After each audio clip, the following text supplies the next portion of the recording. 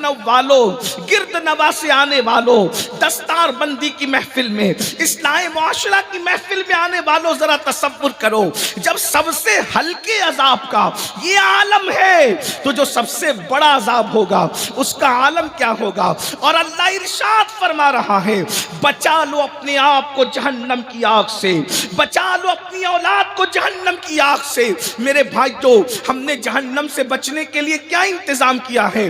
حضرت سیدنا کعب احبار جہنم کا ذکر کرتے ہوئے فرماتے ہیں اللہ اکبر کہ جہنم کو بیل کے ناک کے ایک سوراخ جتنا مشرق کی طرف کھولا جائے گا تو مغرب میں جتنے لوگ موجود ہوں گے ان کے سروں میں ان کا بھیجا کھولنے لگے گا۔ مشرق میں جہنم کھلے گی کتنی؟ بیل کے ناک کے سوراخ جتنی، اللہ اکبر، وہ بھی ایک سوراخ جتنی۔ تو مغرب میں لوگوں کے سر کے بھیجے کھولنے لگیں گے، ابلنے لگیں گے۔ جن کو پورا جہنم میں ڈال دیا جائے گا ان کا کیا بنے گا؟ ان کا کیا حال ہوگا؟ اب جلدی جلدی سے میں پڑھتا ہوں جہنمی کون ہے، جہنم میں کون کون جائے گا، تاکہ آپ کو احساس ہو کہیں میں جہنمی تو نہیں، کہیں میں جہنم میں تو نہیں جاؤں گا۔ کچھ لوگ یہ سوچتے ہیں ہم نے کلمہ پڑھ لیا ہے، اب ہم کچھ بھی کریں جنت میں جائیں گے، اب ہم مرید ہو گئے ہیں، ہم کچھ بھی کریں جنت میں جائیں گے۔ اللہ اکبر، یاد رکھنا اور اچھی طرح یاد رکھنا، یہ خام خیالی ہے کہ مرید ہو گئے تو اب جہنم میں نہیں جائیں گے، کلمہ پڑھ لیا ہے تو جہنم میں نہیں جائیں گے۔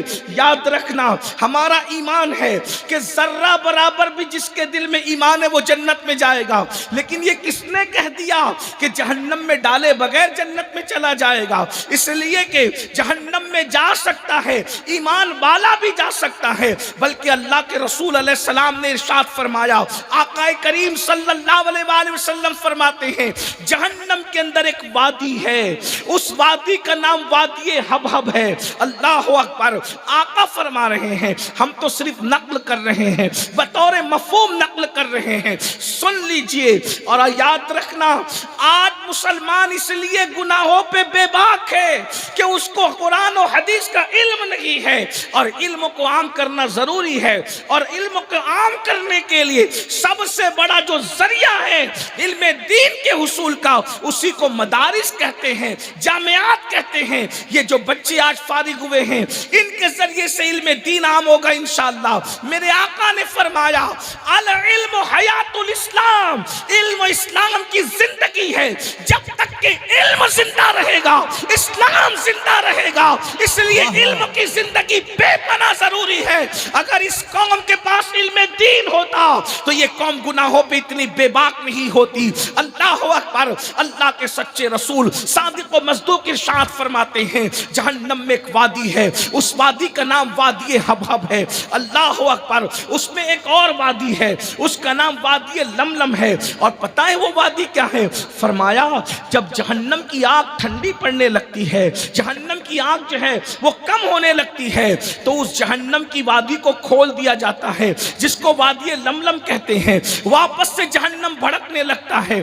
فرمایا گیا ایک دن میں 36 مرتبہ جہنم پناہ مانگتا ہے اس وادی سے جس کو وادی لملم کہتے ہیں۔ اس میں جو بچھو ہیں وہ بختی اونٹوں کی طرح موٹے موٹے ہیں، ان بچھوؤں کی لمبائی 70 سال کا فاصلہ ہے۔ میرے آقا سے صحابہ نے پوچھا یا رسول اللہ، جس سے جہنم بھی پناہ مانگتا ہے، جہنم کے اس حصے میں کس کو داخل کیا جائے گا؟ تو میرے آقا فرماتے ہیں جو جان بوجھ کر نماز چھوڑ دیتے ہیں، جو نماز نہیں پڑھتے، اسے وادی لملم میں داخل کیا جائے گا۔ میں اپنے جوانوں سے پوچھتا ہوں، 5 گھنٹہ جلسے میں بیٹھنے والی قوم سے پوچھتا ہوں، 3 گھنٹہ فلم کے لیے بیٹھنے والے جوانوں سے پوچھتا ہوں، میرے بھائیو ذرا بتاؤ کہ تمہارے اور میرے رسول نے فرمایا وادی لملم جس سے جہنم بھی پناہ مانگ رہا ہے، ایک دن میں 36 مرتبہ اس میں بے نمازیوں کو ڈالا جائے گا۔ آپ سے پوچھتا ہوں کیا اس عذاب کو برداشت کرنے کی طاقت ہے ہمارے اندر؟ اس عذاب کو برداشت کرنے کی قوت ہے ہمارے اندر؟ اللہ اکبر، جو انسان سگریٹ کا چٹکا برداشت نہ کر سکے، جو انسان اگربتی کا چٹکا برداشت نہ کر سکے، جو انسان اپنے ہاتھوں کے لائٹر کی آگ کو برداشت نہ کر سکے، جو انسان چراغ کی آگ کو برداشت نہ کر سکے وہ جہنم کے دہکتے ہوئے شعلوں کو کیسے برداشت کرے گا؟ اپنے آپ سے پیار نہیں ہے تمہیں، اپنے آپ سے محبت نہیں ہے تمہیں۔ میں اپنی بہنوں سے بھی کہتا ہوں، میری بہنوں تم سب کے لیے ٹائم دے رہی ہو، نماز کے لیے ٹائم کیوں نہیں دے پا رہی ہو؟ کتنی سادگی سے لوگ کہتے ہیں مولانا ہمارے پاس نماز کے لیے ٹائم نہیں۔ 4 گھنٹے کچن میں کھڑے رہنے والی بہن 10 منٹ کے لیے نماز کے لیے ٹائم نکال لو، ورنہ یاد رکھنا یہ بے وفا دنیا ہے، یہ غدار دنیا ہے۔ دنیا سے بڑھ کر کسی کو بے وفا نہیں دیکھا گیا۔ اللہ اکبر، تم کچن میں کھڑی رہ کر کھانا بنا رہی ہو، ثواب کا کام ہے، مگر یاد رکھنا جن کے لیے تم 4 گھنٹے کچن میں کھڑی ہو، تمہارے مرنے کے بعد شاید یہ مغفرت کی دعا بھی نہ کریں۔ اللہ اکبر، ذرا بتاؤ تو صحیح، جو لوگ تمہارے لیے مغفرت کی دعا نہ کریں، تم ان کے لیے 4 گھنٹے کچن میں کھڑی ہو، اور وہ اللہ جس نے جو وفا کا خالق ہے، وہ اللہ جو تیری قبر کو جنت کے باغوں میں سے باغ بنانے والا ہے، وہ اللہ جس نے تجھے روزی دیا ہے، وہ اللہ جس نے تجھے عزت دی ہے، وہ اللہ جس نے تجھے طاقت دی ہے، وہ اللہ جس نے تجھے قوت دی ہے، وہ اللہ جس نے تجھے اچھا مکان دیا ہے، وہ اللہ جس نے تجھے بڑی روزی سے نوازا ہے۔ ذرا بتا تو صحیح میری بہن، اس اللہ کے لیے ہم 10 منٹ کا ٹائم نہیں نکال سکتے؟ بھائیوں میں آپ سے بھی پوچھتا ہوں، جو 6 اور 10 ہزار کی نوکری دے دے، ہم اس کی جی حضوری کرتے ہیں، اس کے سامنے ہاتھ باندھ کے کھڑے رہتے ہیں، اور وہ اللہ جس نے ہمیں سب کچھ عطا فرمایا ہے، اس اللہ کے لیے 10 منٹ کا ٹائم نہیں نکالتے۔ مجھے حیرت ہے، جو مال قبر میں ساتھ نہیں آئے گا اس کے لیے 8-10 12 گھنٹے محنت کر رہے ہو، جو مال قبر میں ساتھ نہیں آئے گا اس مال کے لیے کلکتہ، دلی، دبئی، سعودی تک جا رہے ہو، نہ دھوپ دیکھتے ہو، نہ سردی دیکھتے ہو، نہ گرمی دیکھتے ہو، نہ برسات دیکھتے ہو۔ اللہ اکبر، جو مال ساتھ نہیں آنے والا قبر میں اس کے لیے اتنی محنت ہے، اور جو اعمال ساتھ آنے والے ہیں اس کے لیے 10 منٹ مسجد میں نہیں آ سکتے، اپنی محلے کی مسجد کو آباد نہیں کر سکتے۔ یاد رکھنا، یہ مولوی صاحب کی بات نہیں، یہ مصطفیٰ جان رحمت مولا کی بات ہے۔ اگر نہ سدھرو گے، نہ سمجھو گے، نہ وقت نکالو گے تو خدا کا عذاب تمہارے لیے تیار ہے۔ ایک بات اور عرض کروں آپ کے سامنے، دھیان سے سننا، بہنوں کی بھی توجہ۔ اگر نماز نہیں پڑھو گے تو قبر میں تو جلو گے، لیکن دنیا میں بھی جلائے جاؤ، بات یاد رکھو۔ دنیا، بخاری شریف کی ایک حدیث ہے، مشہور حدیث، اس کو دھیان سے سنو۔ اللہ کے رسول صلی اللہ علیہ وآلہ وسلم فرماتے ہیں، میرا دل چاہتا ہے کہ میں کسی کو کہوں کہ وہ اذان دے، اور کسی کو کہوں کہ وہ نماز پڑھائے، اور پھر فرماتے ہیں میں محلے میں نکل جاؤں، بستی میں نکل جاؤں، اور ان گھروں کو آگ لگا دوں اپنے ہاتھوں سے جس گھر کے لوگ مسجد میں نماز پڑھنے کے لیے نہیں آئے۔ یہ حدیث مشہور ہے، بہت بیان ہوتی ہے، اکثر بیان ہوتی ہے۔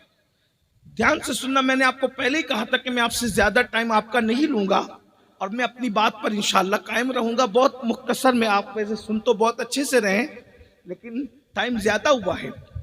دھیان سے سننا، اپنے مسائل کا حل نہ سیاسی لیڈر کے دروازوں پر ہے، نہ وظائف میں ہے، نہ تعویذات میں ہے۔ اپنے مسائل کا حل نہ اپنے علماء کے پاس ہے، نہ اپنے لیڈروں کے پاس ہے، نہ اپنے پاس ہے۔ اپنے مسائل کا حل صرف اور صرف اپنے اللہ کی چوکھٹ پر ہے۔ یہ بات یاد رکھنا، مسائل کا حل، کوئی مسئلہ آپ کا ہو وہ صرف رب کی بارگاہ میں حل ہو سکتا ہے، اور کوئی مسئلہ ایسا نہیں ہے جو رب کی بارگاہ میں حل نہ ہو سکتا۔ یہ بات یاد رکھیے گا۔ اللہ کے سچے رسول صلی اللہ علیہ وآلہ وسلم فرما رہے ہیں کہ میرا دل چاہتا ہے کہ میں ان گھروں کو آگ لگا دوں جس گھر کے لوگ مسجد میں نماز پڑھنے کے لیے نہ آئے ہوں۔ ہم اس کو سنتے ہیں، اور نماز کی اہمیت میں کیا روایت ہے، سبحان اللہ، ماشاءاللہ، جو بھی آپ کو کہنا ہے، لیکن ایک بات، اب اس کو دوسری حدیث سے جوڑ کر اگر سمجھنے کی کوشش کریں آپ، تو آپ کو کچھ سمجھ میں آئے گا۔ ہمارے علماء حدیث کو، قرآن کو سمجھانے کے لیے کبھی اشارت النص سے کام لیتے ہیں، ہے نا، اشارت النص سے بھی وہ کام لیتے ہیں. تو میں اشارت النص کے طور پر ایک بات یہاں رکھنا چاہتا ہوں دوسری حدیث کو جوڑ کر، دھیان دینا. کیا اللہ کے رسول فرما رہے ہیں کہ میں ان گھروں کو آگ لگا دوں جس گھر کے لوگ نماز پڑھنے کے لیے مسجد میں نہیں آئے. ٹھیک، حضور نے آگ لگائی نہیں، کیونکہ وہ تو رحمت للعالمین ہیں. وہ آگ نہیں، وہ باغ لگانے آئے تھے. حضور مفتی اعظم کہتے ہیں کہ میرے دل کی لگی بھی بجھا دیجئے، نار نمرود کس نے بجھائی ہے. اور میرے امام کہتے ہیں فیض جلیل خلیل سے پوچھو، فیض جلیل خلیل سے پوچھو. آگ میں باغ لگاتے یہ ہیں. نعرہ تکبیر. آگ میں باغ لگاتے یہ ہیں. حضور رحمت للعالمین ہے جس نے چڑیوں کے گھونسلے کو اجاڑنے سے منع کیا، جس نے چونٹی کے بنوں کو جو ہے وہ نقصان پہنچانے سے منع کیا، جس نے مینڈکوں کو دریا سے دور کرنے سے منع کیا. وہ کسی انسان کے گھر میں آگ کیسے لگاتے؟ وہ تو رحمت للعالمین ہیں. انہوں نے آگ نہیں لگائی، لیکن انہوں نے اپنے غصے، اپنے جلال کا اظہار تو کر دیا. کیا کہا کہ میں ان گھروں کو آگ لگا دینا چاہتا ہوں جس گھر کے لوگ مسجد میں نہیں آتے. اب وہ تو رحمت للعالمین ہیں، ان کے دامن رحمت للعالمین ہی پر یہ دھبا نہ لگے. قدرت کو کبھی گوارا اور منظور نہ تھا کہ حبیب کے بارے میں کوئی کہے کہ محبوب نے آگ لگا دی. وہ آگ لگانے نہیں آئے تھے، مگر یہ شان محبوبی ہے.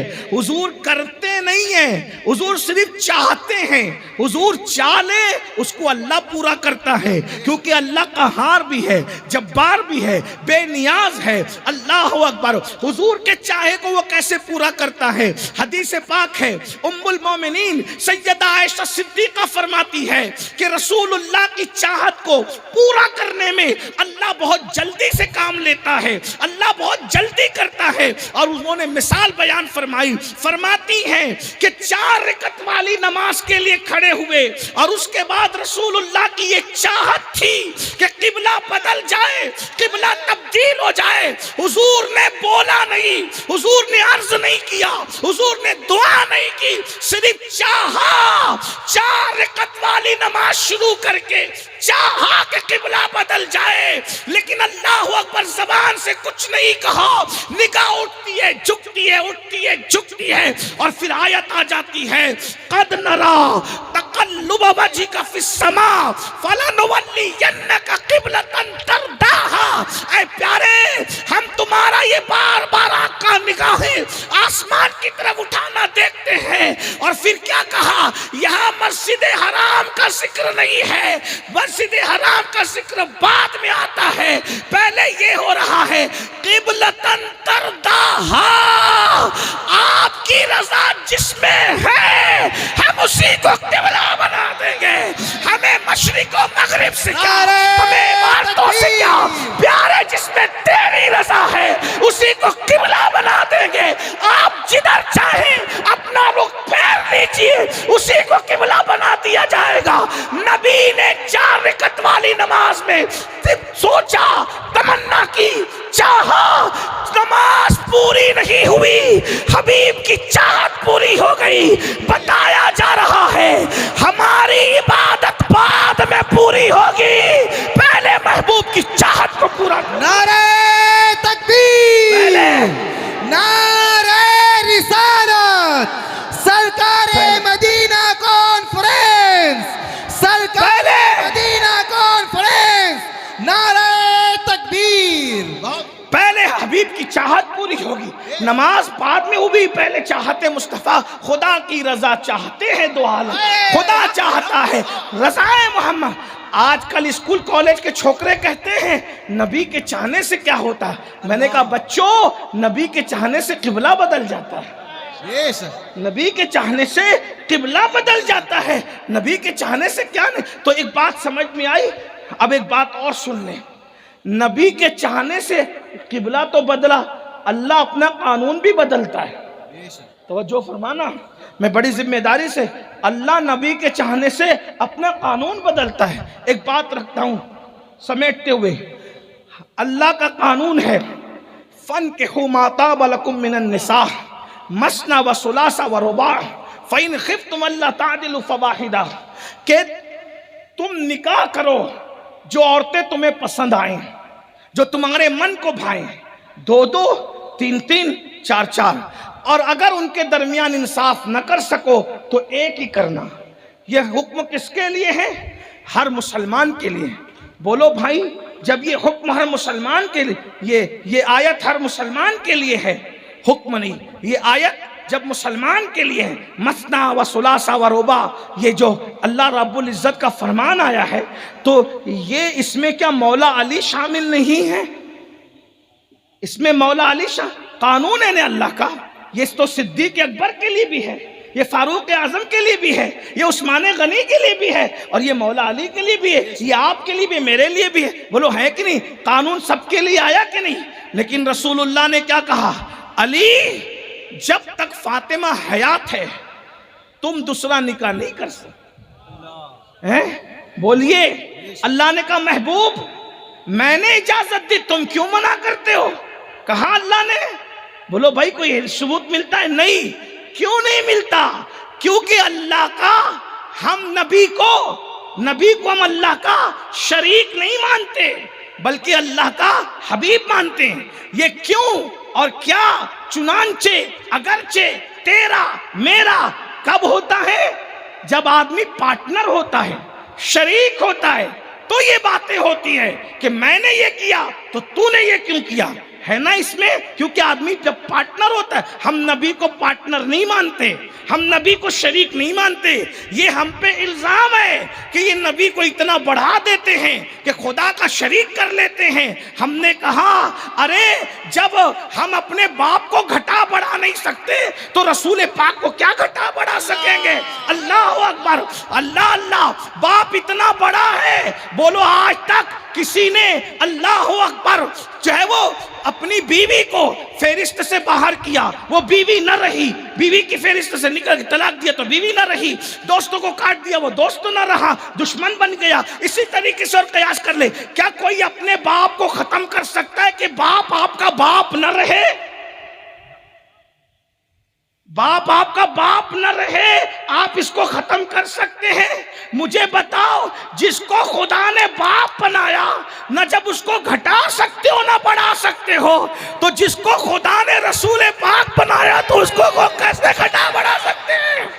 جب باپ گھٹ بڑھ نہیں سکتا، اس لیے کہ بڑھاؤ گے تو دادا بنے گا، گھٹاؤ گے تو بیٹا بنے گا۔ بولو ہے کسی کا باپ ایسا جو کبھی بیٹا بن جائے کبھی دادا بن جائے؟ نہیں نا، باپ باپ ہی رہتا ہے۔ سارے 73 فرقوں کے مولوی بھی اگر اجتماعیت کے ساتھ کہے اب سے فلاں کے ابا ابا نہیں بلکہ بیٹے کہلائیں گے، بولو ہوگا ایسا؟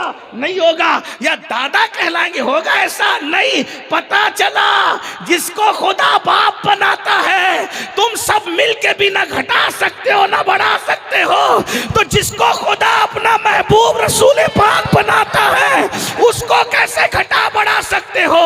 رہی بات یہ کہ ہم پہ جو الزام ہے، دراصل تم سمجھے نہیں۔ ایک بات بتاؤں، ہم نبی کو کیوں شریک مانے؟ کیونکہ شریک میں تو جھگڑا بھی ہوتا ہے، لڑائی بھی ہوتی ہے، اختلاف بھی ہوتا ہے، پارٹنرشپ ختم بھی ہو جاتی ہے۔ ہم کہتے ہیں نبی کو شریک ماننے میں فائدہ نہیں ہے، نبی کو حبیب ماننے میں فائدہ ہے۔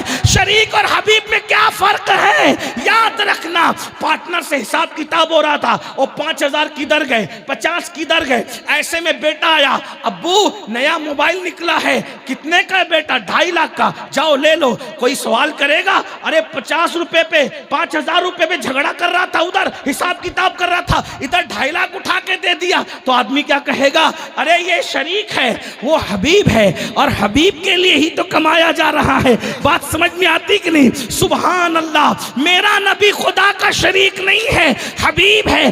اگر شریک ہوتے تو سورج ڈوبا ہوا پلٹاتے معاذ اللہ ثم معاذ اللہ، تو کہاں جاتا؟ ڈبایا ہم نے، نکالا کیوں تم نے؟ اگر شریک ہوتے، وہ شریک نہیں ہے، خود ڈبایا خدا نے، نکالا نبی نے. اللہ نے نہیں کہا کیوں نکالا، بلکہ کہا جا رہا ہے آج ڈبایا ہی اس لیے تھا تاکہ تمہاری طاقت لوگوں کو پتا چلے. جب عبدہ کی قوت کا یہ عالم ہے تو اللہ کی قوت کا عالم ہے. نعرہ تکبیر. نبی نے چاند دو ٹکڑے کیے نا، تو یہ نہیں کہا ہم نے بنایا تو نے ٹکڑے کیوں کیا، بلکہ بتایا جا محبوب بنایا ہی اسی لیے تھا کہ تم اشارہ کر کے ٹکڑے کرو گے تو لوگوں کو پتا چلے گا.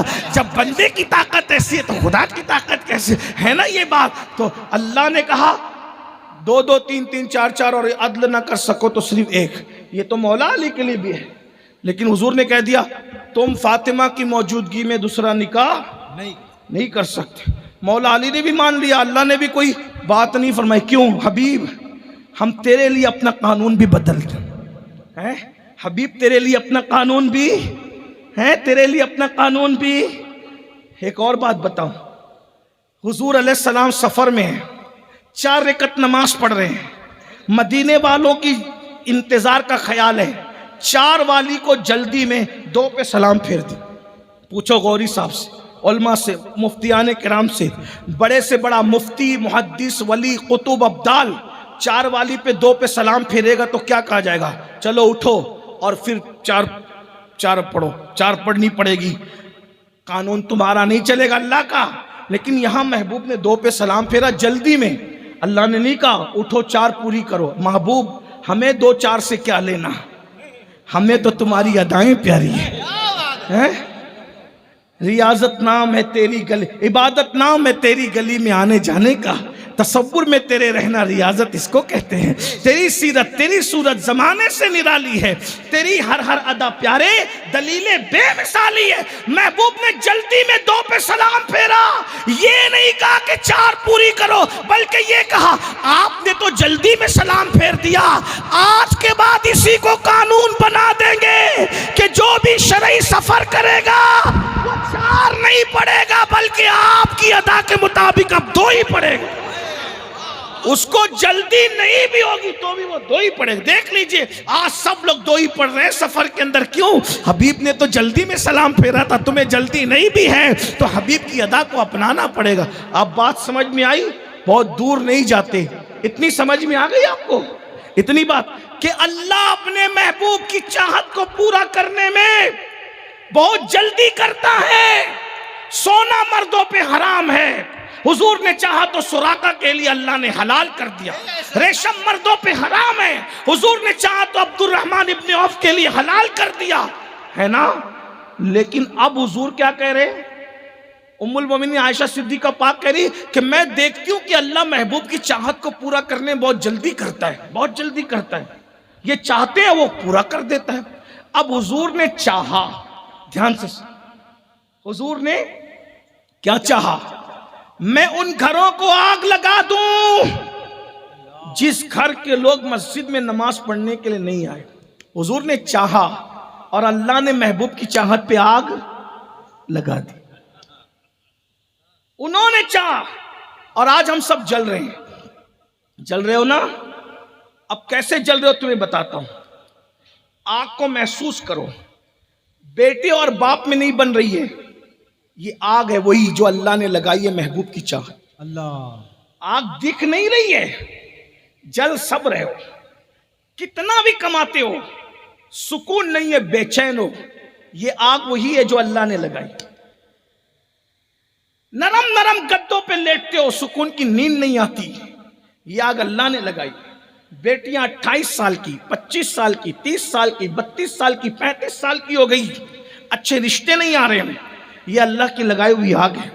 میاں بیوی میں جم نہیں رہی ہے، یہ اللہ کی لگائی ہوئی آگ ہے.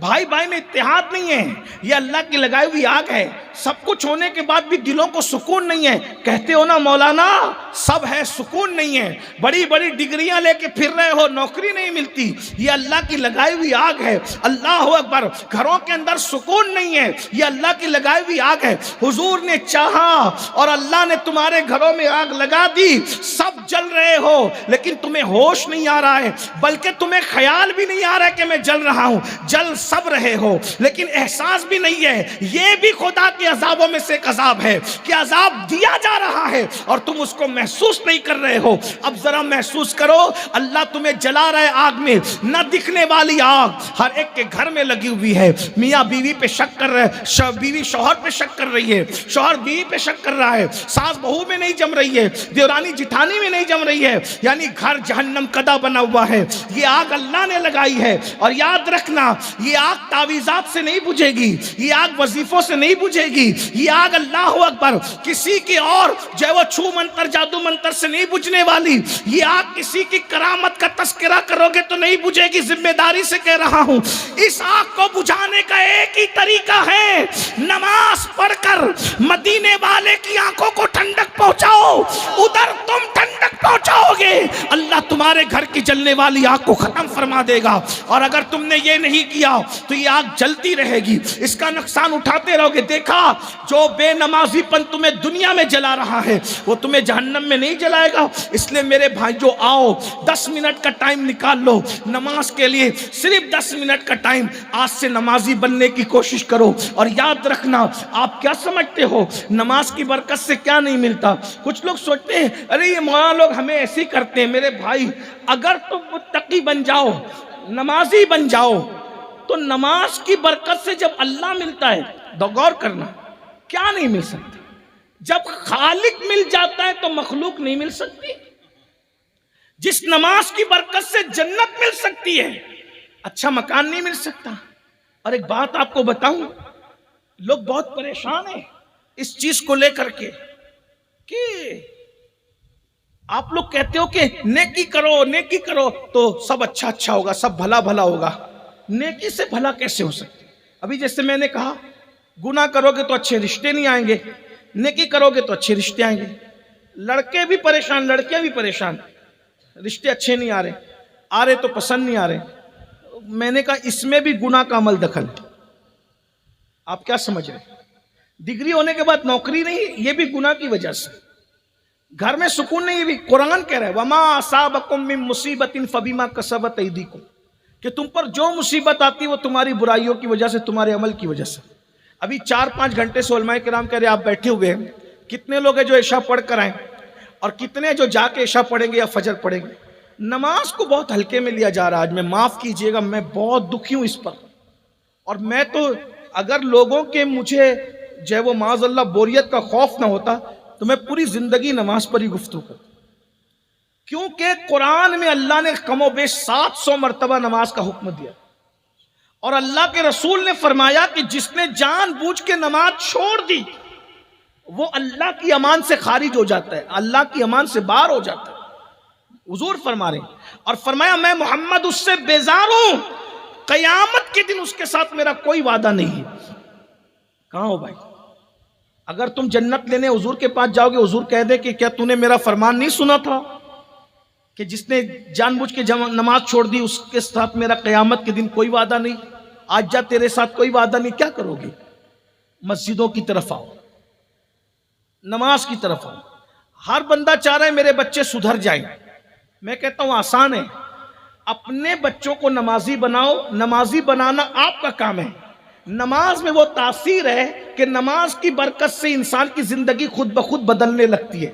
قرآن کہتا ہے ان الصلاۃ تنہی عن الفحشاء والمنکر, کہ نماز ہر برائی اور بے حیائی سے روک لیتی ہے. بس میں اپنی 2 باتیں مختصر میں کہہ کے ختم کر رہا ہوں, دھیان دینا. ایک جوان کی شکایت کی صحابہ نے, یا رسول اللہ ایک جوان ایک گناہ کرتا ہے. پوچھا وہ نماز بھی پڑھتا ہے؟ ہاں نماز بھی پڑھتا ہے. فرمایا ایک دن اس کی نماز اس کو گناہ سے روک لے گی. اور ایسا ہی ہوا. فاروق اعظم کے دور میں ایک لڑکی تھی, ایک جوان نے اس کو چھیڑا. ہر دور میں چھوکرے لاؤبالی ہوئے ہیں, کبھی کم کبھی زیادہ, ماحول رہتا ہے ایسا, ماحول کا اثر لڑکوں پہ رہتا ہے. फारूक आजम का दौर है, लड़के ने लड़की को छेड़ दिया, और जब छेड़ा तो कहा आपसे मुझे मोहब्बत हो गई। लड़की ने कहा मोहब्बत हो गई तो मैं क्या करूं? तो कहा शादी कर लेते हैं। कहा एक काम करो, दोबारा मिलने की कंडीशन और शर्त यह है कि मेरे इमाम सैयदुना फारूक आजम की इक्तिदा में 40 दिन तक नमाज बाजमात पढ़ो, फिर 41वें दिन हम तुमसे मुलाकात करेंगे। ये कंडीशन थी दोबारा मिलने की। मरता क्या ना करता, मोहब्बत में जब डूब ही गया था तो सब करना था। आजकल के लड़के नहीं करते हैं? मां को कभी नहीं कहेंगे कि मैं तेरे लिए आसमान के तारे तोड़ के तेरे कदमों में ला सकता हूं, लेकिन स्कूल की छोकरियों को जरूर कहेंगे। हैं? हंसने की बात ये नहीं है, दुख की बात है, दुख की बात है। जिस मां ने 9 महीने पेट में रखा उसको नहीं कहना कुछ। जिस मां ने 2 साल तक के अपने सीने का खून बशक्ले दूध तुम्हारे मुंह में मुंतकिल किया, उससे प्यार नहीं करना। वो 24 घंटे बैठी है कि मेरा बेटा मेरी खैरियत तो पूछे, आपके पास टाइम नहीं है। और 2-2 घंटे उससे बात हो रही है जिससे आपका कोई रिश्ता ही नहीं, कोई ताल्लुक ही नहीं है। आप बताएं, अगर सीने के अंदर मोहब्बतें इतनी ठाटे मार रही है तो हकदार तो पहले मां थी ना, जो मां से खैरियत भी नहीं पूछते। बताइए, मां को कभी एक गुलाब की पंखड़ी ला करके नहीं दी, मोबाइल गिफ्ट किए जा रहे हैं घुमाने के बहाने से, ये करने से। याद रखना, लड़के और लड़की की किसी दोस्ती जो शादी से पहले हो, इस्लाम उसकी इजाजत नहीं देता। जो लोग देते हैं वो जाने, हमारा मजहब नहीं देता। हमारे मजहब की पवित्रता, हमारे मजहब का तकद्दुस ये है कि अगर जन्नत का माहौल हो, जिसके लिए कुरान कहता है इल्ला कीलन सलामन सलामा, कि वहां सलामती के सिवा कुछ नहीं है, और आदम जैसा मासूम हो और हव्वा जैसी महफूज हो, और शादी से पहले हव्वा आदम से मिलना चाहे और आदम हव्वा से मिलना चाहे तो अल्लाह रोक देता है, अभी करीब मत जाना आदम, तवज्जो तो करे। जन्नत है, फरिश्तों की मौजूदगी है, इतना खूबसूरत माहौल है, आदम जैसा मासूम है, हव्वा जैसी महफूज है, और आदम अलैहिस्सलाम की अर्जी पर हजरते हव्वा को अल्लाह ने हजरते आदम की बाईं पिछली से पैदा किया है। जब हजरते हव्वा को देखा हजरत आदम ने, इंसान की फितरत है मर्द की, जहां औरत दिखी मुतवज्जे होता है मर्द। हजरत आदम अलैहिस्सलाम, अल्लाह के पैगंबर ने जब हजरत हव्वा को देखा, हव्वा मेरे लिए बनी, हजरत आदम बड़े, अल्लाह ने कहा आदम हव्वा के करीब नहीं जाना। क्यों? अभी तुम्हारा उनका निकाह नहीं हुआ।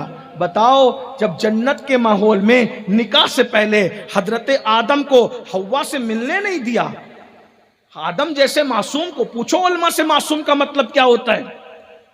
मासूम का मतलब अगर मैं अपने अकीदे के एतबार से और अकीदत के एतबार से बताऊं, गलती, गुनाह और पाप जिसके करीब से भी गुजर कर न जा सके उसे मासूम कहते हैं। अंबिया मासूम है, फरिश्ते मासूम है, इसीलिए हमारे यहाँ मासूमियत का अकीदा यह है कि अंबिया और फरिश्तों के अलावा हम किसी को मासूम नहीं मानते। महफूज तो कहते, मासूम नहीं कहते। बहुत सारे लोगों को, औलिया अल्लाह को भी हम मासूम नहीं मानते, सहाबा को भी मासूम नहीं मानते, महफूज मानते, मासूम नहीं मानते। जरा गौर करें, मासूमियत कितना बुलंद मर्तबा है, मगर मासूम से कहा जा रहा है अभी तुम हव्वा के करीब नहीं जा सकते क्योंकि निकाह नहीं हुआ। और हमारी बेटियां निकाह से पहले लड़कों के साथ बाइक पे घूम रही और माँ उसको गाइड करती है। आजकल तो नया दौर है, जा सकते, भाभियां गाइड करती है, बड़ी बहनें गाइड करती है। अल्लाह अकबर, मंगीतर के साथ भी इस्लाम, मंगीतर के साथ भी इस्लाम उस लड़की को घूमने फिरने और अकेले रहने की इजाजत नहीं देता। जैसा आम लड़का अजनबी है वैसे उसका मंगीतर भी अजनबी है। और ये जो मंगीतरों के साथ फोटो निकल रहे, वीडियो बन रहे, बाइक पे और पार्कों में घूमा जा रहा है, और शादी से पहले सब कुछ हो जाता है और बाद में फिर क्या होता है, बोले कि अब तो ये समझ में नहीं आती। सारी दुनिया देख चुकी कि उसके साथ बाइक पे घूम रही थी, जब शादी से पहले ही छोड़ दिया, अब उसको अच्छे रिश्ते नहीं आ सकते। क्यों? आग लगी। ये ऐसी आग लगी क्योंकि तुमने शरीयत रसूल को पीठ के पीछे डाला। मेरे भाइयों, اور میں قوم کی بیٹیوں سے بھی کہتا ہوں، اے قوم کی بیٹی، اگر تجھے کوئی کہتا ہے کہ میں تیرے لیے آسمان کے تارے توڑ کے تیرے قدموں میں لا دوں گا تو میری ہو جا، اس ظالم کی بات پہ کبھی بھروسہ مت کرنا۔ کیوں؟ جو اپنی ماں کو پیار نہیں دے سکتا وہ تجھے کیا پیار دے گا؟ یہ تو نفسانی خواہشات کا شکار ہے، یہ تو شیطان بن کے تیرے پاس آ رہا ہے، یہ تو بھورا بن کے تیرے پاس ایسے ہی آ رہا ہے جیسے کوئی پھول کے پاس بھورا جاتا ہے اور اس کے رس کو چوس لیتا ہے، دوبارہ اس پہ توجہ نہیں کرتا۔ اتنی بھولی نہ بنو قوم کی بیٹیاں، اپنے گھروں میں رہو، پردے میں رہو، کسی کے ساتھ اسلام ناجائز تعلقات قائم کرنے کی اجازت نہیں دیتا۔ اور ماں باپ سے بھی کہتا ہوں، اگر بیٹیوں کو بھاگنے سے بچانا ہے اور بیٹیوں کی آبرو کو تحفظ فراہم کرنا ہے تو یاد رکھیے اپنی بیٹیوں کو پردے کا پابند کیجیے۔ قرآن کہتا ہے وَقَرْنَا فِي بُيُوتِكُنَّ، گھروں میں بیٹھی رہو۔ اللہ اکبر! کیا گھروں میں بیٹھنے کا تصور تھا؟ جب تک عورت گھر میں رہے گی اس کی عزت کی حفاظت ہوگی، جس دن عورت بے پردہ ہو گئی اب اس کی عزت کی کوئی گارنٹی نہیں ہے۔ ام المومنین سیدہ سودا کے پاس کچھ مدینہ منورہ کی عورتیں آئیں اور آنے کے بعد کہتی امی جان ہم لوگ عمرہ کے لیے جا رہے ہیں، آپ نبی کی بیوی ہو، آپ ہمارے ساتھ عمرہ کو چلیے تاکہ ہم آپ کے ساتھ عمرہ کریں تو ہمارا عمرہ مقبول ہو، برکتیں ملے۔ ام المومنین حضرت سودا نے کہا کیا کہا ذرا غور سے سنو، اللہ اکبر! کیا ولیمے میں بیٹیوں کو بے پردہ لے جا رہے ہو، میتوں میں بے پردہ لے جا رہے ہو؟ 4 دوستوں کی فیملی ایک ساتھ سفر کرتی ہے پکنک کے لیے، کوئی پردے کا انتظام نہیں، کوئی پردے کا ماحول نہیں، پھر اس کے بعد جو آگ لگتی ہے وہ دیکھ رہے ہو۔ اللہ اکبر! جب شریعت کی دھجیاں اڑاؤ گے خدا تمہارے شبستان میں بہار رہنے نہیں دے گا، اس لیے شریعت کے پابند رہو گے تو یہاں بھی بہاریں ہوگی وہاں بھی بہاریں ہوگی۔ قرآن کہتا ہے وَلِمَنْ خَافَ مَقَامَ رَبِّهِ جَنَّتَانِ، جو اللہ کی بارگاہ میں کھڑے ہونے سے ڈر گیا یعنی گناہ سے بچ گیا، اللہ اسے 2 جنتیں عطا کرے گا۔ صوفیہ کہتے ہیں اللہ اس کی دنیا کو بھی جنت بنا دے گا، اس کی آخرت میں اسے جنت عطا فرما دے گا، یعنی 2 جنتیں تمہیں مل جائے گی۔ ایک 2 جنت کا تو وہ کہ اللہ جنت میں 2 جنتیں عطا کرے گا، اور ایک یہ کہ دنیا بھی جنت بن جائے گی، آخرت میں بھی جنت عطا کی جائے گی۔ خدا کے لیے شریعت کی حدوں کو مت پھلانگو۔ اللہ اکبر! میرے آقا نے فرمایا اگر مریم جیسی خاتون ہو اور داؤد جیسا مرد ہو اور دونوں ایک ساتھ اکیلے رہنا چاہیں تو میں مریم جیسی عورت کو داؤد جیسے معصوم کے ساتھ اکیلے رہنے کی اجازت نہیں دے سکتا۔ میرے بھائیو بتاؤ، آج بچیاں اکیلے پکنک پہ جا رہی ہے، اکیلے کسی اجنبی کی بائک پہ بیٹھ کے جا رہی ہے، فون پہ لمبی لمبی باتیں کر رہی ہے، ماں باپ روکنے کو تیار نہیں ہے۔ آج یہ وہ کیا تقدس کا ماحول تھا۔ ام المومنین حضرت سودا کو جب نفلی عمرہ کی دعوت دی گئی تو ام المومنین نے کہا بیٹیو تم جاؤ عمرہ کرنا، تمہیں مبارک ہو، میں نے جانے کائنات روح کائنات جان ایمان محمد الرسول اللہ کے ساتھ حج بھی کیا عمرہ بھی کیا، میں حج بھی کر چکی ہوں عمرہ بھی کر چکی ہوں۔ اب قرآن مجھے کہتا ہے وَقَرْنَا فی بیوتکن، اپنے گھروں میں بیٹھی رہو۔ نفلی عمرہ سے مجھے زیادہ افضل لگتا ہے کہ اپنی عزت اور آبرو بچا کر کے میں گھر میں بیٹھی رہوں، میں گھر کے باہر نہیں نکلوں گی یہاں تک کہ مجھے موت آ جائے اور میرا جنازہ میرے گھر کے باہر نکالا جائے۔ ذرا غور کرنا، وہ اپنی آبرو کے تحفظ کے لیے نفلی عمرہ کے لیے سفر نہیں کر رہی ہے، اور آج کل کی بیٹیاں فلموں میں تک جا رہی ہیں، گارڈنوں میں تک جا رہی ہیں، اجنبی مردوں کے ساتھ تک نکل رہی ہے۔ خدا کے لیے اپنے گھروں کا جائزہ لو، خیال کرو۔ اللہ اکبر! اس لڑکی نے جب اس کو کہا، اس لڑکے نے کہ تجھ سے محبت ہو گئی، تو اس نے کیا کہا 40 دن میرے امام فاروق اعظم کے پیچھے نماز پڑھ، 41 دن پھر ملیں گے، پھر بات کریں گے۔ مرتا کیا نہ کرتا، 40 دن فاروق اعظم جیسے امام کے پیچھے نماز پڑھی، 40 دن پڑھی نماز۔ 41ویں دن اس نے دیکھا کہ وہ لڑکا نہیں آیا، کوئی خبر ہی نہیں، تو اپنی کنیز کو بھیجا اور کہا کہ جاؤ اس سے پوچھو اب کیا خیال ہے۔ کنیز نے کہا کیا خیال ہے؟ کہا اس سے کہہ دینا جب تک یار دل میں نہیں بسا تھا نگاہیں آوارگی کرتی تھی، عمر کے پیچھے 40 دن نماز پڑھی تو میرا دل بدل گیا، اب دل میں یار بس گیا، اب کسی کے لیے گنجائش ہی باقی نہیں رہی۔ ذرا غور تو فرمائیے، نماز کی تبدیلی ہے، نماز کی برکت۔ اگر چاہتے ہو کہ بچے آوارگی نہ کریں، نمازی بناؤ، بیٹیاں آوارگی نہ کریں، نمازی بناؤ. اور یہ ساری چیزیں آج میں نے کوئی جو بیان کی، کوئی نئی لگی آپ کو؟ نئی لگی، لیکن یہ نئی نہیں ہے. یہ سب بہت برسوں صدیوں پرانی باتیں ہیں. مگر آپ کو نئی کیوں لگی؟ اس لیے کہ آپ نے علم نہیں پڑھا، آپ کو معلومات ہی نہیں ہے. تو ہو سکتا ہے کچھ لوگوں کو ہم نے پہلی بار سنا، لیکن یہ تو 1400 سال پہلے سے لکھی ہوئی ہے نا کتابوں میں، 1200 سال پہلے سے لکھی ہوئی کتابوں میں. میرے بھائیوں، پڑھو، تعلیم کو عام کرو. اسکول پڑھنے کے لیے، کالج پڑھنے کے لیے 25 سال لگا رہے ہو، لگاؤ، ہمیں منع نہیں ہے. ہم بھی پڑھ رہے ہیں، اپنے بچوں کو بھی پڑھا رہے ہیں، آپ بھی پڑھاؤ. ہم تو کہتے ہیں اگر دوسری قوموں کے کندھے سے کندھا لگا کر کے بیٹھنا ہے، چلنا ہے اور عزت کے ساتھ جینا ہے، تعلیم عام کرو. دنیاوی ایجوکیشن اتنا عام کرو کہ گریجویٹ سے کم ہمارا کوئی بچہ بچی نہیں رہنا چاہیے. لیکن اسی کے ساتھ مذہبی تعلیم بھی ہمارے بچوں کو اتنی ہونا چاہیے کہ اگر گھر میں بچہ پیدا ہو تو اذان بھی ہم خود ہی دیں، اور کسی کا انتقال ہو جائے تو جنازہ بھی ہم خود ہی پڑھائیں. اتنا علم اپنے گھر والوں کو دو. آپ تو فاتحہ کے لیے بھی ڈھونڈتے ہو کہ مؤذن کدھر ہے. آپ تو گھر میں اذان دینے کے لیے بھی بچہ پیدا ہوتا، بچہ پیدا ہوا آپ کے گھر میں اور انتظار ہو رہا ہے کہ کوئی آئے گا تو اذان دے گا. اقبال نے کہا تھا، دی اذانیں کبھی یورپ کے کلیساؤں میں اور افریقہ کے تپتے ہوئے صحراؤں میں، دشت تو دشت ہے، دریا بھی نہ چھوڑے ہم نے، بحر ظلمات میں دوڑا دیے گھوڑے ہم نے. انہوں نے جو وہ افریقہ کے صحراؤں میں، اور انہوں نے جو وہ اللہ اکبر جو وہ کلیساؤں میں اذان پڑھی تھی. ارے وہ کلیساؤں میں اذان پڑھنے والے تھے وہ جوان، اور تجھے کیا ہو گیا؟ تو اپنے بیٹے کے کان میں اذان پڑھنے کے قابل نہ رہا، اپنے بچے کے کان میں اذان پڑھنے کے قابل نہ رہا. مسلمان تو کدھر ہے؟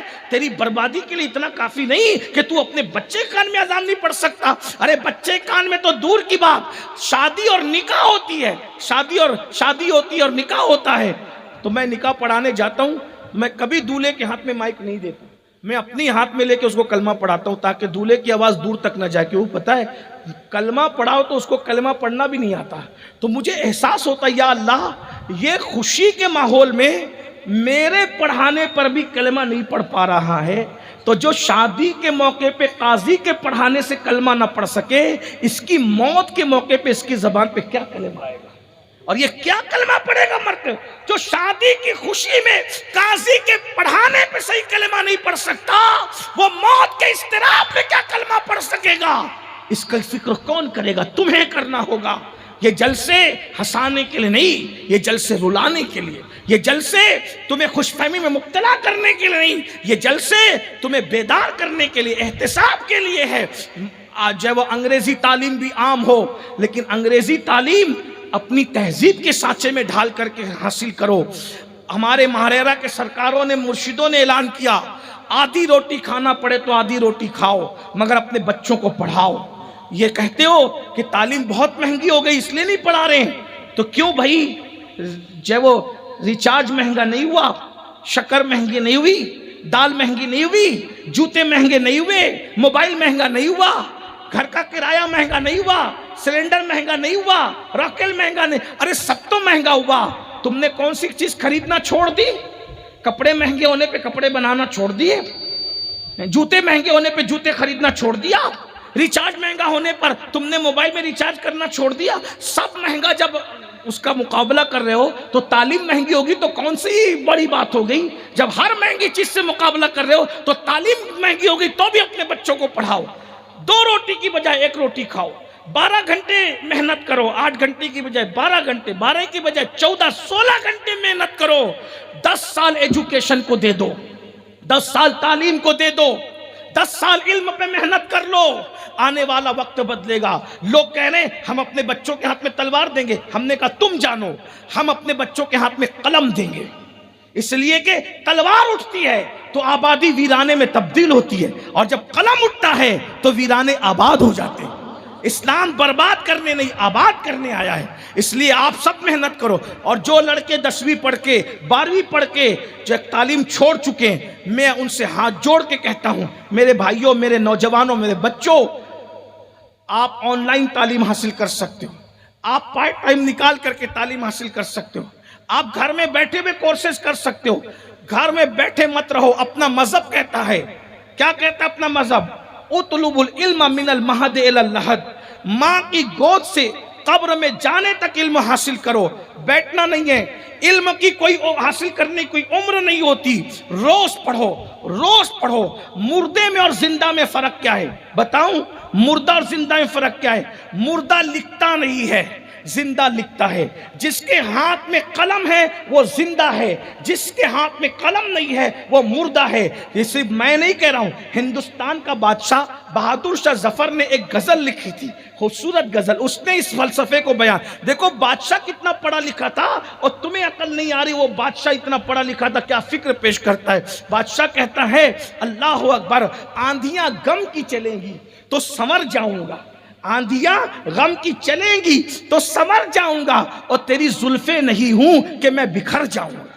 लखनऊ में शेर पढ़ रहा हूं बहादुर शाह जफर का, दिल्ली में लिखा हुआ शेर लखनऊ में पढ़ा।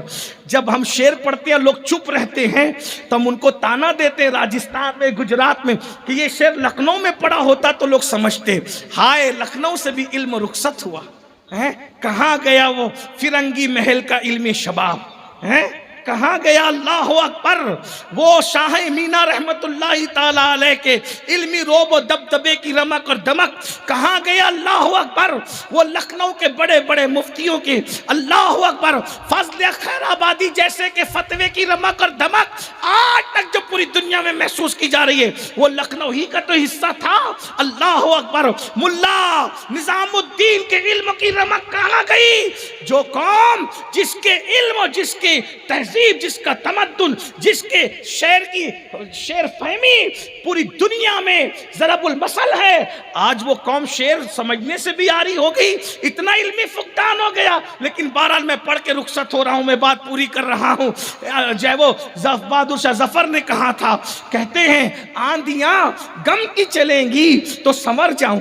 देखो आंधी चलने पे लोग बिखरते हैं, बहादुर शाह जफर की फिक्र देखो, कहता है कि जब आंधियां गम की चलती है तो मोमिन नहीं बिखरता, किसी की जुल्फे बिखर जाती है, मोमिन नहीं बिखरता। मोमिन तो संवरने के लिए कहते हैं आंधियां गम की चलेंगी तो संवर जाऊंगा, तेरी जुल्फे नहीं हूं कि मैं बिखर जाऊंगा। और कहते हैं मुझको सूली पे चढ़ाने की जरूरत क्या है? बहादुर शाह जफर कह रहे मुझको सूली पे चढ़ाने की जरूरत क्या है? मेरे हाथों से कलम छीन लो मर जाऊंगा, मेरे हाथों से कलम छीन लो। पता चला मोबाइल लेके जीने वालों, मोबाइल में जिंदगी नहीं है, जिंदगी तो कलम में है, जिंदगी तो किताब में है, जिंदगी तो एजुकेशन में है। उठो, एक हौसले के साथ उठो, खुद भी पढ़ो, बच्चों को भी पढ़ाओ। कम से कम ग्रेजुएट होना चाहिए हर बच्चा बच्ची, और इल्म दीन इतना हो कि कुर्बानी के मौके पे मौलाना मत ढूंढो, तुम्हारे जानवर कुर्बानी के अपने हाथ से ज़बह कर सको। मेरे भाइयों तो कहा था, आगे फिर सुन लीजिए, अच्छा कलाम है, याद आ गई बहादुर शाह जफर की तो कह रहा हूं। मुझको सूली पे चढ़ाने की जरूरत क्या है? मेरे हाथों से कलम छीन लो मर जाऊंगा, तुझसे बिछड़ा तो ये ना पूछ किधर जाऊंगा, तुझसे बिछड़ा तो ये ना पूछ किधर जाऊंगा। और मैं तो दरिया हूं, समंदर में उतर जाऊंगा, और मैं जफर हूं, मुझे कोई मिटा सकता ही नहीं, मैं जफर हूं, मुझे कोई मिटा सकता ही नहीं। अरे मैं तो शायर हूं, किताबों में बिखर जाऊंगा, मैं तो शायर हूं। पता चला जो कौमें इल्म के जरिए से जिंदा रहती है उसे कोई मार नहीं सकता। आज इमाम अहमद रजा के डंके बज रहे हैं, सिर्फ इल्म की बुनियाद पे बज रहे हैं। फजल खैराबादी के डंके बज रहे हैं, इल्म की बुनियाद पे बज रहे हैं। इमाम बुखारी का जिक्र आज भी अगर महफिलों में लिया जाता है, इल्मी खिदमात की बुनियाद पर इमाम कुशैरी का नाम लिया जाता है, रिसाले कुशैरिया की बुनियाद पे गरीब नवाज का नाम लिया जाता है, इल्मी खिदमात की बुनियाद पे। मेरे भाई जो आओ इल्म की तरफ, इस जलसे से इल्म का पैगाम लेकर के जाओ। और एक बात ये भी कह दूं, बाप के इसाले सवाब पर लोगों को खाना खिलाने से इस वक्त ज्यादा जरूरत ये हो गया है कि बच्चों को कलम दे दो, बच्चों को किताब। खाना खिलाने का मुनकिर नहीं हूँ, बिल्कुल खिलाओ, लेकिन याद रखना हर दौर की ज़रूरतें जुदा होती है, हर दौर की जो वो अहमियतें अलग अलग होती है। लोग कहते हैं अगर कलम देंगे तो क्या होगा? मैंने कहा हमारे मुर्शिद सरकार मखदूम अशरफ जहांगीर सिमनानी ने इसकी अहमियत को बताया। उनके मलफूजात हैं लताइफ अशरफी, اس میں وہ ایک قرآن کی آیت کی تفسیر بیان کرتے ہیں، تفسیر صوفیانہ، کیونکہ قرآن کی ایک ایک آیت کی 70 ہزار تفسیریں ہیں نا، تو وہ کہتے ہیں کہ سورۃ النبا کی آخری آیت ہے وَيَقُولُ الْكَافِرُ يَا لَيْتَنِي كُنْتُ تُرَابًا۔ غور کرنا، لوگ کہتے ہیں مدرسے میں کیوں دے، تعلیم پہ کیوں خرچہ کرے، میں نے کہا کیوں کرے وہ سمجھو۔ لوگ یہ چاہتے ہیں، ایک بات آپ کو بتاؤں، ہمارے یہاں کچھ ہمارے ہی لیڈر لوگ چاہتے ہیں کہ ہماری قوم نہ پڑھے۔ لیڈر سے مراد کون؟ صرف سیاسی لیڈر نہیں، کچھ مذہبی لیڈر بھی چاہتے ہیں کہ قوم نہ پڑھے۔ وجہ کہ جب تک قوم نہیں پڑھے گی تو ان کی دکانداریاں چلتی رہے گی، قوم بیوقوف تبھی تک بنتی رہے گی۔ پیروں کو سجدہ کون کرے گا؟ جاہل ہوگا تو کرے گا نا، عالم ہوگا تو اس نے کب پیر کو سجدہ کرنا ہے؟ عالم ہوگا تو وہ کہے گا میں تو رسول اللہ کو بھی سجدہ کرنے کو حرام سمجھتا ہوں، عالم کہے گا۔ سن لیجئے، اس لیے کہ اس کو پتا ہے کہ نبی کی محبت بھی حدود شرع میں ہو تو کام دیتی ہے، اور شریعت کی حدیں توڑ دو تو نبی کی محبت بھی کام نہیں دیتی، پھر وہ غیر المغضوب کے ساتھ جو ہے وہ اس کا مصداق بنا دیتے۔ اور عیسائیوں کو غیر المغضوب کیوں کہا گیا؟ مغضوب ان کو کیوں کہا گیا؟ اس لیے کہ نبی کی محبت میں نبی کو خدا کا بیٹا کہہ دیا، کام آئی محبت۔ جب نبی کی محبت بھی حدود شرع میں رہنا چاہیے تو یہ کون کرے گا؟ پڑھا لکھا کرے۔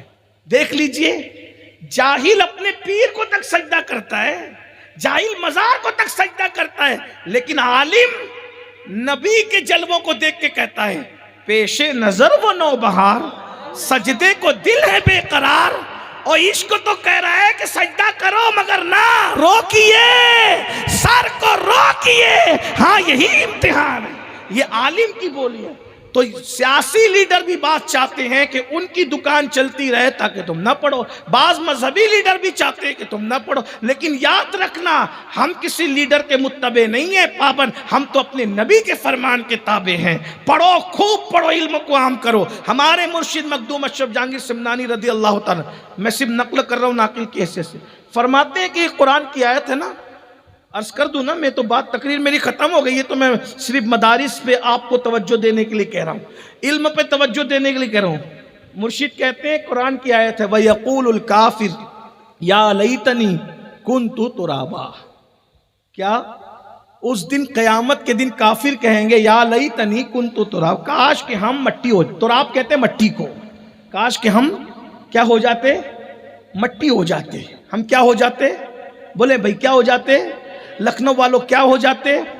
مٹی ہو جاتے۔ دلی اور لکھنؤ میں یہی فرق ہے، دلی والے مٹی کہتے ہیں، لکھنؤ والے مٹی کہتے ہیں۔ اب کیا کہتے ہیں مجھے نہیں پتا، لیکن بہرحال ہم نے جو کتابیں پڑھا وہ ایسا ہی پڑھا ہے کہ دلی والے مٹی کہتے ہیں، آپ مٹی کہتے ہیں، اس لیے ہم مٹی کہہ رہے ہیں، اور گھر پہ بھی ہم مٹی کہتے ہیں، اس لیے کہ زیادہ فصیح لوگ کہتے ہیں یہی ہے۔